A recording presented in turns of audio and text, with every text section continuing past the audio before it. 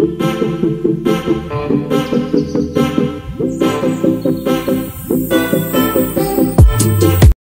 वेळ दिलेला आहे 12 मिनिटे, एका मिनिटाला 90 शब्द, या हिशोबाने मला 1 सेकंदाला 1.5 शब्दाप्रमाणे हे संपवायचं आहे.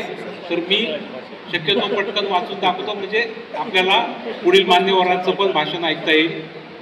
तर वैज्ञानिक दृष्टिकोनाविषयी थोडक्यात सांगायचं झालं तर डॉक्टर नरेंद्र दाभोलकर मांडणी करायची अतिशय सोप्या शब्दात.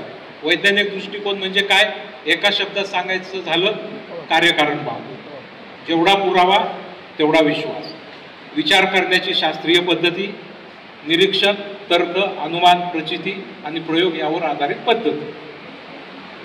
वैज्ञानिक दृष्टिकोन हा कधीही दावा करत नाही की आपण सांगतो तेच अंतिम सत्य, म्हणून नवीन नवीन शोध लागत असतात आणि जुने शोध मागे पडत असतात. तर हा वैज्ञानिक दृष्टिकोन भरावा यासाठी आवश्यक असते चौकस बुद्धी. त्यासाठी प्रश्न विचारले गेले पाहिजेत आणि त्यातून उत्तरे शोधली गेली पाहिजेत आणि त्यासाठी पोषक असं वातावरण असलं पाहिजे. आणि त्याचा आपल्या देशामध्ये प्रचंड तुटवडा आहे. मुळात आपल्या देशाला काही सन्माननीय अपवाद वगळता वैज्ञानिक दृष्टिकोनाचं तसं वावडंच होतं. याबाबत एक प्रश्न तुम्ही स्वतःलाच विचारून बघा आणि त्याचं स्वतःच उत्तर द्या. प्रश्न आहे, भारतीय नागरिक असलेल्या किती शास्त्रज्ञांना आतापर्यंत विज्ञानाचा नोबेल पुरस्कार मिळालेला आहे? आणि विशेष म्हणजे विज्ञानाला आपल्याकडे खूप प्राचीन परंपरा आहे. आपल्या जुन्या धर्मग्रंथामध्ये आताचं सगळं विज्ञान ठासून भरलेलं आहे.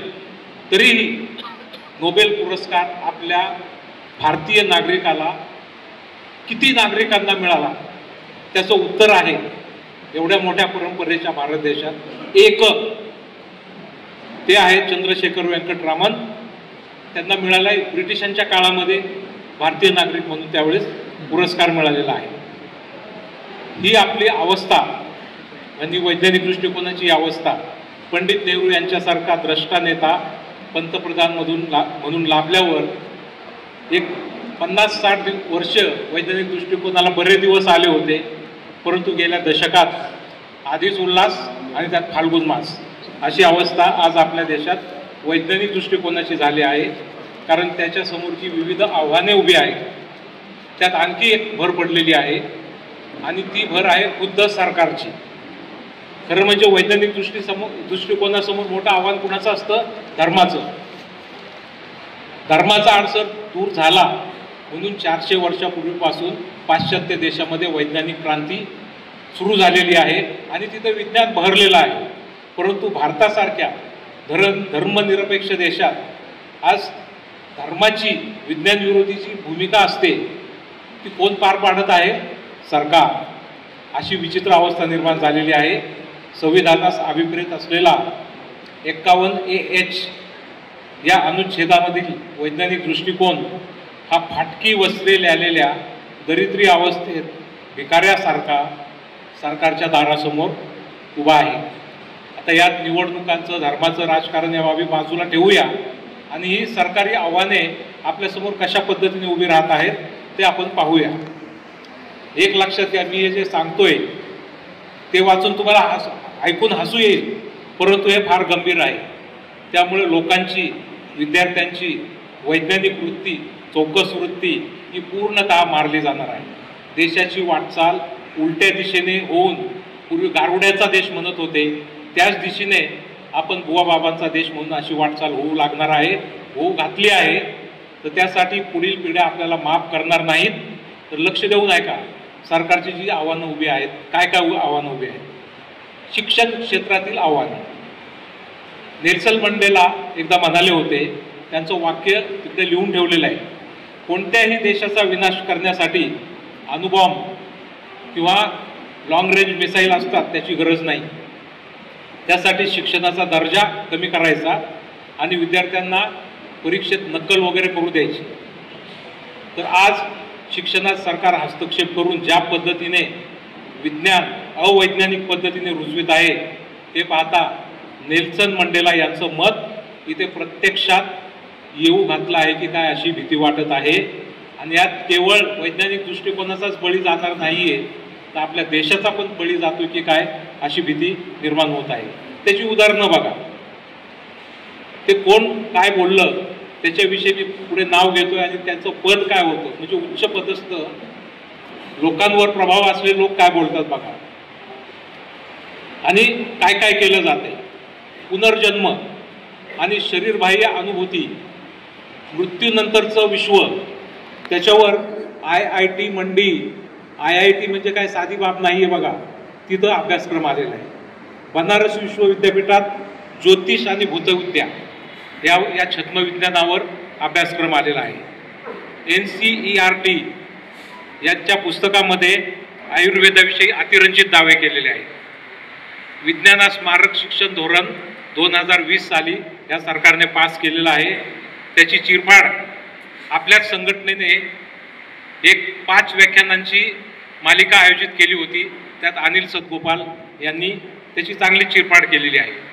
व्होकेशनल कोर्सच्या नावाखाली बलुतेदारी लादणं, तुम्हाला काय शिकवलं जाणार आहे, माळीकाम, सुतारकाम, कुंभारकाम हे शिकून त्यांना हे ITचं वगैरे काही शिकवत नाही, कोड वगैरे, हे असली कामं शिकवली जाणार आहेत. नंतर व्होकेशनल कोर्सामध्ये विज्ञान, गणित आणि इंग्रजी त्यांना लोअर लेवल शिकवलं जाणार आहे. त्याच्यातनं ते कशा पुढे जातील. पुरातन शास्त्राच्या विषयाचं वाढतं प्रस्थ त्याच्यामध्ये आहे. आणि भारतात आर्यभट्ट, भास्कराचार्य आदी वैज्ञानिक नक्कीच अस्तित्वात होते, परंतु त्यांचा वारसा पुढे गेला नाही. आज आपण कुठे आहोत याचं उत्तर शोधायचा प्रयत्न कुठेही दिसत नाही. आपल्या महाराष्ट्र सरकारने SSCला गणित आणि विज्ञान विषयात 20% गुण मिळाले तरी पास. 20% 100 पैकी 20 मार्क मिळवून आपण वैज्ञानिक निर्माण करणार आहोत काय. डार्विनचा उत्क्रांतीवादाचा सिद्धांत अभ्यासक्रमातून काढून टाकला. हे आपल्या देशातील विद्यार्थ्यांना जे प्रचलित विज्ञान आहे त्याच्यापासून दूर ठेवलं गेलेलं आहे. आरोग्य क्षेत्रातली ढवळाढवळ. सरकारी रुग्णालयामध्ये ज्योतिषांची सल्लागार म्हणून मध्य प्रदेशात नियुक्ती झाली होती. कोरोना काळात अप्रमाणित लशीची एक सरकारी मोठा बाबा आहे, त्याच्या लशीची केंद्रीय आरोग्य मंत्र्याकडून पाठराखण केली होती आणि अन्य औषधांची केली जात आहे. गोमूत्र, गाईचं शेण याबाबत आरोग्याविषयी अवास्तव, अवैज्ञानिक दावे केले जात आहेत. विज्ञान क्षेत्र बघा. शांतीस्वरूप भटनागर हा विज्ञान पुरस्कार रद्द केला आणि राष्ट्रीय विज्ञान पुरस्कार सुरू केलाय, ठीक आहे, पण त्याच्यामध्ये पुरस्कार कुणाला द्यायचा याचा अंतिम शब्द विज्ञान मंत्र्याचा असणार आहे, वैज्ञानिकांचा नाही. इस्रो वैज्ञानिक रॉकेटची पूजा करतात आणि ते देवाला अर्पण करतात. इस्रोचेच प्रमुख मानतात आधुनिक विज्ञान जे काही आता आहे ते सगळं वेदामध्ये होतं. हे सगळं मी मनाने बोलत नाही, तुम्हाला गुगलवर सर्च करून मिळेल. दुसरं जे काही विज्ञान आहे ते आमच्याकडे प्राचीन काळात होतं, तर त्याच्यातले त्यांचे दावे बघा. गोमूत्राने कॅन्सर बरा होतो. प्रज्ञासिंग ठाकूर, टाटा कॅन्सर हॉस्पिटल बंद करून टाका. स्टेम सेल प्रयोग हिंदू लोकांनी केले. जी नागेश्वरराव, कुलगुरू, आंध्र विश्वविद्यालय. प्राचीन काळात गायडेड मिसाईल होते आपल्याकडे आणि विमानं पण होती.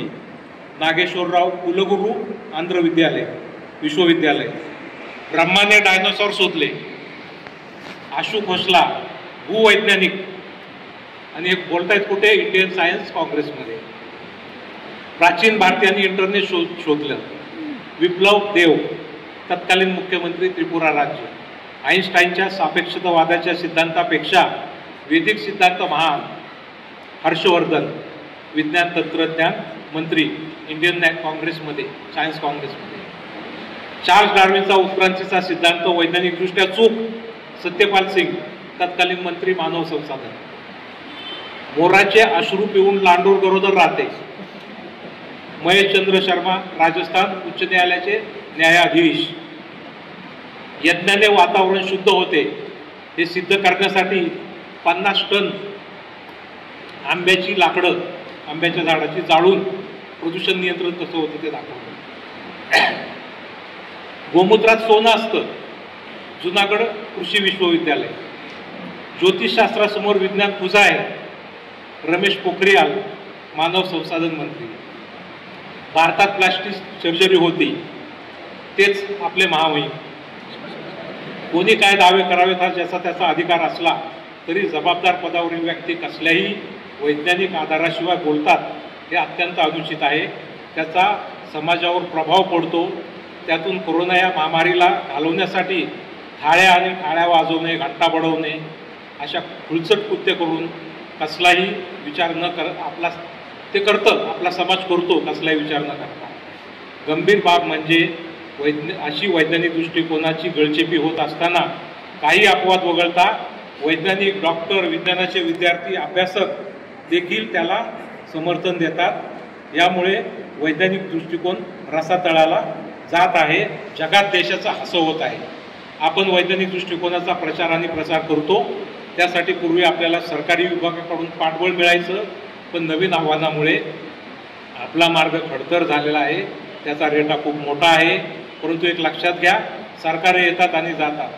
आपण आपलं कार्य पुढे घेऊन जायचं आहे. डॉक्टर दाभोलकर म्हणायचे की आपली ही लढाई काही दशकांची नसून शतकांची आहे. आपण वैज्ञानिक दृष्टिकोनाची बीजे रोपित करीत आहोत.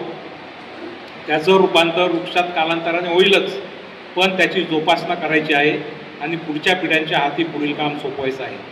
शाळा कॉलेजांमधून नव्या पिढीला आधुनिक विज्ञानाची चव चाकायला द्यायचं काम आपल्याला करायचं आहे. ते करण्यासाठी आपण एकमेकांना सदिच्छा देऊया, विवेकाचा आवाज बुलंद करूया. धन्यवाद. जय संविधान, जय भारत.